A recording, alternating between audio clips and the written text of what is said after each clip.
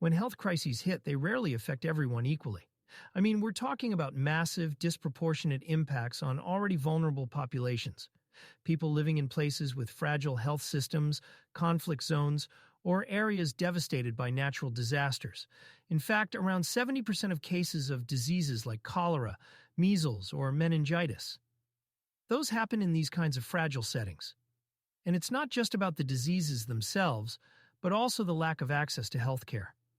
For instance, you've got maternal and child health services, programs designed to, save lives, and they're just completely disrupted in these regions. Take South Sudan, for example, where immunization rates plummet during crises, leading to preventable deaths skyrocketing. It's devastating.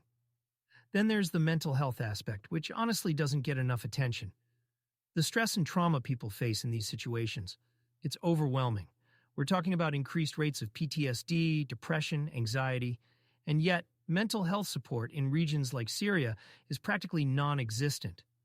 You've got individuals surviving these unimaginable situations, but then they're left without the resources to process, to heal. It's a compounding problem that makes recovery even harder. And these are systemic issues, a kind of domino effect, where one disruption leads to another, A health crisis strikes, essential services crumble, and what was already a dire situation becomes absolutely catastrophic for those who can least afford it. When we talk about addressing these health crises, one approach that stands out is the deployment of mobile medical teams by organizations like WHO. Now, these teams, they're kind of a lifeline. They bring everything from vaccinations to treatment for diseases like cholera directly to the people who need it the most. Imagine being in a remote village, cut off from basic services, and then this team shows up, literally saving lives with every visit. It's incredible, really. And then there's the power of multi-sectoral coordination, right? It's not just about healthcare. It's about bringing together health services, education, even social services to create a unified response. Take Haiti, for example. After the earthquake, the health campaigns there didn't just focus on medical aid, but also on rebuilding community infrastructure, treating the crisis in a more holistic way. That kind of teamwork can be honestly game-changing. But here's the thing, community engagement can't be overlooked. I mean, when local communities lead the charge, the results are remarkable. Look at rural Kenya. Hygiene campaigns there to fight cholera weren't just handed down from international groups. No, they were locally organized, with people taking charge of their own health. That kind of ownership? That's how lasting change happens. It empowers people to protect themselves and their neighbors. And these efforts, these coordinated, community-driven efforts, they show us what's possible when we collaborate.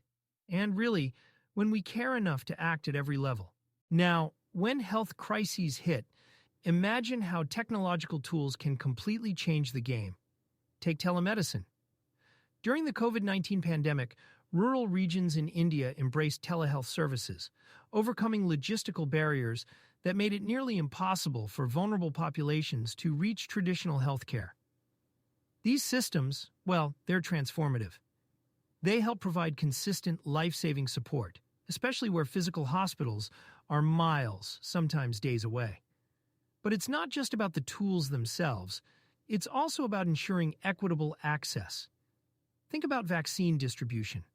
Global health campaigns face these massive challenges, like trying to reach conflict-prone regions where infrastructure is weak and political instability can block the process entirely. And this isn't theoretical. We've already seen how uneven vaccine rollouts during COVID left millions of people exposed while wealthier nations had an oversupply. It's a stark reminder of what happens when access isn't prioritized. Then there's another layer, policies that anticipate real-world impacts of climate events on health. Bangladesh, for instance, has implemented climate-adaptive legal frameworks to combat diseases like cholera that surge after floods. These aren't just reactive measures. They're proactive, aiming to protect at-risk communities before crises occur. It's a model we could definitely learn from and expand globally. The truth is, combining these tech innovations, equitable medical access, and thoughtful policies doesn't just manage health crises. It actively saves lives. And that's the kind of forward-thinking, inclusive response we need to see more of. On that note, we'll see you next time. Thanks for tuning in.